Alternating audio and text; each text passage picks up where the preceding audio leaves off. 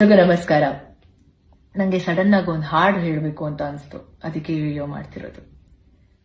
ಎಲ್ಲಾದರೂ ಇರು ಎಂತಾದರೂ ಇರು, ಎಂದೆಂದಿಗೂ ನೀ ಕನ್ನಡದವನಾಗಿರು. ನಾನು ಯಾಕೆ ಈ ಮಾತು ಹೇಳ್ತಿದ್ದೀನಿ, ಯಾಕೆ ಈ ಹಾಡು ಹೇಳ್ತಿದ್ದೀನಿ ಅಂತ ನಿಮ್ಗೆಲ್ರಿಗೂ ಗೊತ್ತಾಗಿದೆ ಅನ್ಸತ್ತೆ.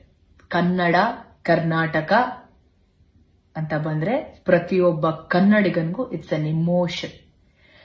ಹಾಗೇನೆ ನಮ್ಮ ಭಾಷೆ ಬಗ್ಗೆ, ನಮ್ಮ ಕನ್ನಡ ಭಾಷೆ ಬಗ್ಗೆ ಯಾರಾದ್ರೂ ಒಬ್ರು ಟೀಕೆ ಮಾಡ್ತಿದ್ದಾರೆ ಅಂತ ಅಂದಾಗ ಸುಮ್ಮನೆ ಅಂತೂ ಕೂರಕ್ಕಾಗಲ್ಲ ಅಲ್ವಾ. ನಾವು ಕನ್ನಡದವರು ಎಂತ ವಿಶಾಲ ಹೃದಯದವ್ರು ಅಂದ್ರೆ, ಪ್ರತಿ ಭಾಷೆ ಸಿನಿಮಾನ ನೋಡ್ತೀವಿ, ಪ್ರತಿ ಭಾಷೆ ಸಿನಿಮಾ ಹಾಡುಗಳನ್ನ ಕೇಳ್ತೀವಿ, ಆರ್ಟಿಸ್ಟ್ಗಳನ್ನ ಎಂಕರೇಜ್ ಮಾಡಿ ಸಪೋರ್ಟ್ ಮಾಡ್ತೀವಿ, ಟೆಕ್ನಿಷಿಯನ್ಸ್ನ ಸಪೋರ್ಟ್ ಮಾಡ್ತೀವಿ. ಆದ್ರೆ ನಮ್ಮ ಭಾಷೆ ಬಗ್ಗೆ ಯಾರಾದ್ರೂ ಮಾತಾಡ್ತಿದ್ದಾರೆ ಅಂದಾಗ ಅದಕ್ಕೆ ನಾವ್ಯಾಕೆ ವಾಯ್ಸ್ ರೈಸ್ ಮಾಡಬಾರ್ದು? ನಾವಿಲ್ಲಿ ಯಾವ ಭಾಷೆ ಬಗ್ಗೆನೂ ಕೆಟ್ಟದಾಗ ಮಾತಾಡ್ತಿಲ್ಲ. ನಾವ್ ಎಲ್ಲಾ ಭಾಷೆನೂ ವಿ ರೆಸ್ಪೆಕ್ಟೆಡ್. ಬಟ್ ನಮ್ಮ ಭಾಷೆ, ನಮ್ಮ ಕನ್ನಡ ಭಾಷೆ ಬಗ್ಗೆ ಯಾರಾದ್ರೂ ಮಾತಾಡ್ತಿದ್ದಾರೆ ಅಂದಾಗ ನಾವು ಕನ್ನಡಿಗರಾಗಿ we have to stand for it. ನಂಗೆ ಇನ್ನೊಂದು ನಮ್ಮ ಭಾಷೆಲೆ ನಮ್ಮ ಕನ್ನಡದ ಹಾಡು ಇನ್ನೊಂದು ಹಾಕೋಕ್ ಬರ್ತಿದೆ. ದೊಡ್ಡವರಲ್ಲ ಜಾಣರಲ್ಲ, ಚಿಕ್ಕವರಲ್ಲ ಕೋಣರಲ್ಲ ಅಂತ.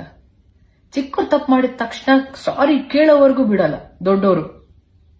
ಆದ್ರೆ ದೊಡ್ಡವ್ರು ತಪ್ಪು ಮಾಡಿದ್ರೆ, ತಪ್ಪು ಮಾಡಾದ್ಮೇಲೆ ಕ್ಷಮೆ ಕೇಳೋದ್ರಲ್ಲಿ ಏನ್ ತಪ್ಪಿದೆ? ಕನ್ನಡನ ಸರಿಯಾಗಿ ಮಾತಾಡದೇ ಇರೋರ್ನ ನಾವು ಹೀಗಲ್ಲ ಹೀಗೆ ಕನ್ನಡ ಮಾತಾಡೋದು ಅಂತ ತಿಳಿಸ್ತೀವಲ್ಲ, ಕಲಿಸ್ತೀವಿ ಆಕ್ಚುಲಿ.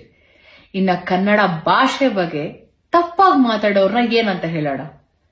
ನವೆಂಬರ್ 1ನೇ ತಾರೀಕು ಕನ್ನಡ ರಾಜ್ಯೋತ್ಸವ ಸೆಲೆಬ್ರೇಟ್ ಮಾಡ್ತೀವಿ. ನಾವ್ ಎಲ್ರೂ ಸಹ ಪ್ರತಿಯೊಬ್ಬ ಕನ್ನಡಿಗ ಅವರವರ ಸೋಷಿಯಲ್ ಮೀಡಿಯಾ ಪ್ಲಾಟ್ಫಾರ್ಮ್ ಅಲ್ಲಿ ಅವರವರ ಪ್ರೀತಿನ, ಅವರ ಅಭಿಮಾನನ ತುಂಬಾ ಚೆನ್ನಾಗಿ ವ್ಯಕ್ತಪಡಿಸ್ತೀವಿ. ಇವಾಗ ನಮ್ಮ ಭಾಷೆನ, ನಮ್ಮ ಭಾಷೆ ಮೇಲಿರುವಂತ ಪ್ರೀತಿ, ನಮ್ಮ ಭಾಷೆ ಮೇಲಿರುವಂತ ಗೌರವನ ನಾವು ತಿಳಿಸೋಣ. ಏನಂತೀರಾ?